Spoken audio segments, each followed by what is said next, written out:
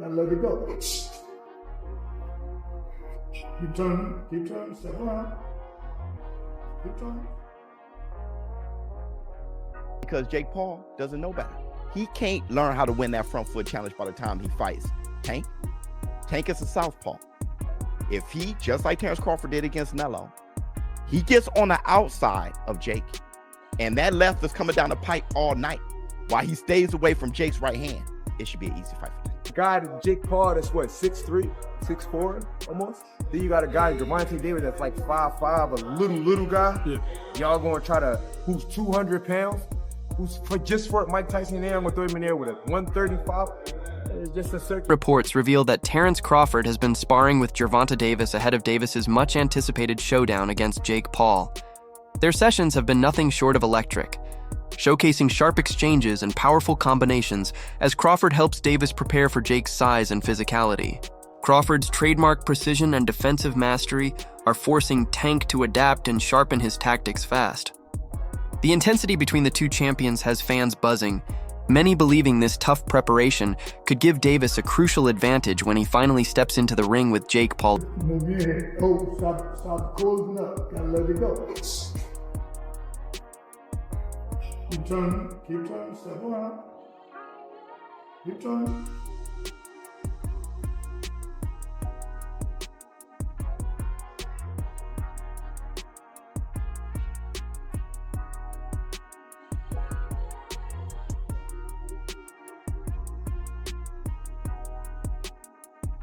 The host of The Wade Concept podcast pointed out a dramatic transformation in Gervonta Davis's mindset and work ethic as he gears up to face Jake Paul. He noted that Davis's sparring, sessions, and workouts have taken on a fierce new energy, proving that he's approaching this fight with unmatched seriousness. In previous camps, Tank often looked relaxed and playful, but this time he's locked in. Every punch, every movement fueled by determination to silence critics who think the fight is just a publicity stunt. The host described Davis's mentality as ruthless, not just aiming to win, but to completely dominate and knock Jake out. His training displays explosive power, sharp footwork, and relentless combinations designed to overcome the size difference. The message is clear. Tank intends to prove that skill and willpower outweigh sheer size. It's how you get better. But Jake's, obviously sparring smaller guys. Seeing not only what weapons they bring to a sparring session because, they're not as big in stature. There's going to be a 60-pound weight difference probably. Actually, a little bit of update on that today as well. Tank's looking a little bigger than I've normally seen him. We'll talk about that in a second. But obviously, Jake is going to work with some of the better guys in the smaller weight classes to get prepared for what Tank could potentially bring. Now, Tank is a one of one in that respect, so it's difficult sometimes to prepare yourself in that same way. But on that same note, we have a couple new things out from Tank Davis. Number one, it's not necessarily new, but the last kind of work we've seen from Tank, just in general, is this video right here.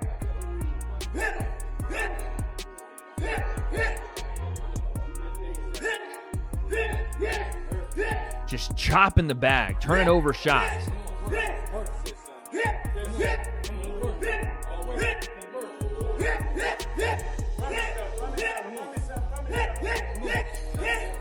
Chopping to the body, every shot to the midsection. Now again, not to read too much into things, but we go back to this video, and I don't know what's being said here between Ray and Jake, but he's telling him, something with the high guard, don't even do that. I'm trying to draw a parallel between potentially what Ray Ford did to Jake in this spar and what could potentially be going down in Tank's camp that can line up the dots. Again, we don't have a lot to go off of. What we generally think may happen in this fight is that Jake Paul will probably use his size, his frame, and his power to try to land big shots, not throw a ton of punches, and not gas himself out against Tank, who, again, this is an exhibition. Yes, there'll be judges, and someone, I guess, will win, is what they're saying. But does that mean that someone actually has a win-loss on their record? No, because you can't sanction something like this in a pro fight. Tank, on the other hand, who already is a low-output puncher, is going to look to utilize his speed, his head movement, his quickness, his agility, his angles, his footwork, his defense to offense transition, and vice versa to catch Jake when he does eventually open up with bigger punches and make him pay. Also, he's going to look to slow Jake down and potentially work him into those later rounds to where Tank can still be explosive. And when I look at this little exchange from Jake and Ray Ford, again, I could be completely missing the read here. Ray is either telling him, this is what you need to do, or this is what I was able to do to you because of, we go back here, because of this high guard, I was able to get to your body. Something like that maybe. Or it could be, again, I could be just completely missing it. And then you see this from Tank. All body work. Just hammers to the body.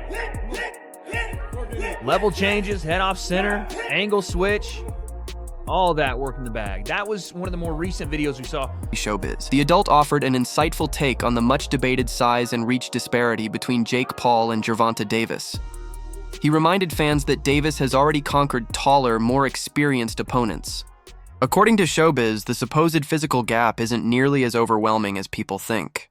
If Tank could close in on Mario Barrios, a taller, seasoned fighter, then doing the same against Jake is entirely possible. He emphasized that Davis's knockout over Barrios is living proof of his ability to dismantle bigger foes through timing, precision, and patience. Showbiz argued that while Jake may possess size, he lacks the defensive instincts and boxing intelligence of pros like Barrios. Once Davis finds his rhythm, he can turn Jake's reach into a liability and flip the size difference to his own advantage. Look at that. Did he reach him? He sure did. Look at the height, 6 feet and 6'1". The height comparison ain't much different. And the thing is, if you look at him, the thing is, look at how Tank shows that he can reach him. See that push? Look where Tank's hand is. Look at where Jake's chin is. He can reach him. In reaching him though, can he hurt him? The gloves are big. You get what I'm saying? Jake Paul is a big guy. They're gonna be fighting at 195. When Jake Paul gets in the ring, he's gonna be 200 plus. All right, he may be around 210. Think Jake's going night-night? Okay. Tank studying? Okay. Let's look at Tank.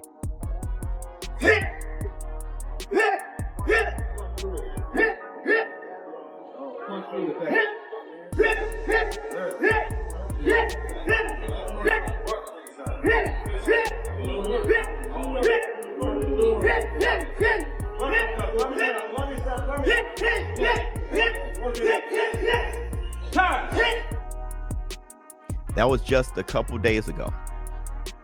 They captured that just a couple days ago, him training for Jake. Of course, that's a 300-pound boxing bag, a heavy bag, 300 pounds.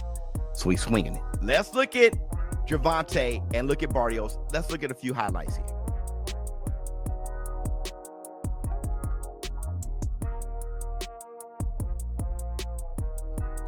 He can reach 6 feet, no problem, let alone 6'1". Ain't gonna be that much of a difference. All right, let's break down what we saw here. Let's think about this. Let's think about, now that we know he's reaching, let's think about this. Who's a more skillful fighter, Barrios or Jake Paul? Ain't even a damn question. Barrios a far more skillful fighter than Jake. Who has better reflexes, Barrios or Jake Paul? Barrios has better reflexes. Okay. Terence Crawford shared a balanced and realistic view of the upcoming clash between Gervonta Davis and Jake Paul. He admitted that Tank's explosive power and elite instincts make him a serious threat, yet acknowledged that Jake's physical advantages can't be dismissed. Crawford explained that both fighters have a path to victory depending on how they execute. Tank with his speed, accuracy, and intensity, Jake with his reach, height, and durability. Crawford's comments showed deep respect for both men, recognizing that if Davis lands clean, his power could shock Jake. But if Jake maintains his range and effectively uses his jab, he could make things difficult. Coming from a champion like Crawford, it's a grounded perspective that reminds everyone how even in boxing, physical differences can shift the balance in any fight. Tank is very talented, punch hard, explosive, the whole 9 yards, but way too big for Tank. In reality, he's way too big for Tank. I think Jake. Recent footage from Gervonta Davis's training camp has left fans in awe. Tank can be seen unleashing blistering combinations with devastating force, each punch landing with explosive precision that echoes through the gym. His focus is unbreakable, his rhythm razor sharp, and his conditioning more powerful than ever before. Every blow feels like a declaration. He's not just training. He's making a statement. Davis is preparing to show that no matter how big the opponent, his skill, heart, and ferocity can't be overshadowed. This version of Tank looks unstoppable, a man ready to remind the world why he's one of the most feared fighters in the sport.